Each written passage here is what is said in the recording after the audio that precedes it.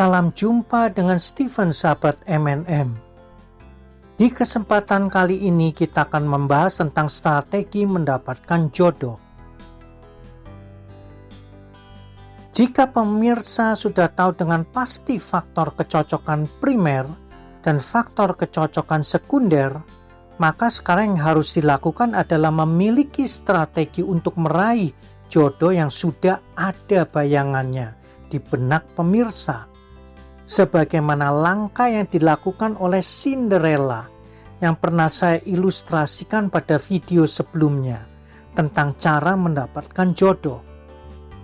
Secara sederhananya, pemirsa bisa melakukannya secara pasif atau secara aktif. Kebanyakan orang mencari jodohnya dilakukan secara pasif. Alasannya pun beragam, ada yang bilang tidak sesuai dengan budaya, takut dicap agresif, dan lain sebagainya.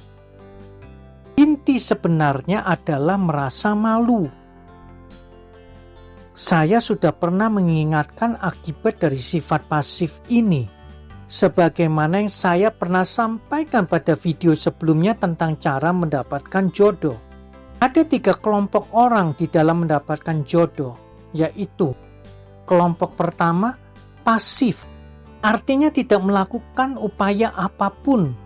Semua orang lain pun akan bisa menilai bahwa orang di kelompok ini benar-benar terlihat seperti tidak ada minat atau ketertarikan untuk menjalin suatu hubungan.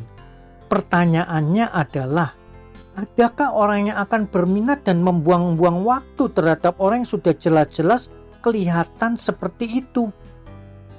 Yang jelas apa yang dilakukannya adalah hanya menunggu dan menunggu.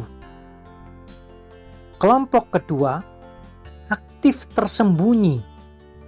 Orang di kelompok ini berminat dapat jodoh tapi pasif. Pencarian jodohnya dilakukan secara pasif.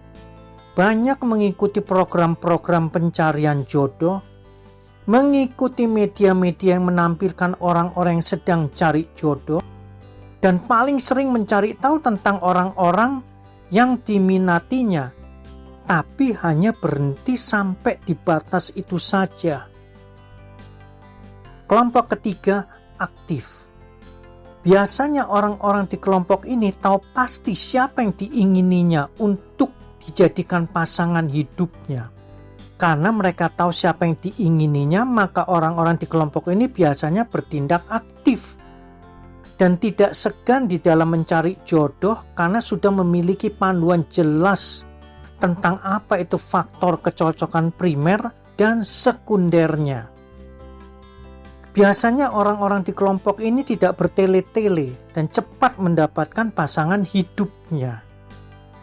Demikian pembahasan kali ini, semoga bermanfaat bagi para pemirsa. Saya Stephen, sementara ini mohon diri dan mengucapkan terima kasih. Sampai jumpa.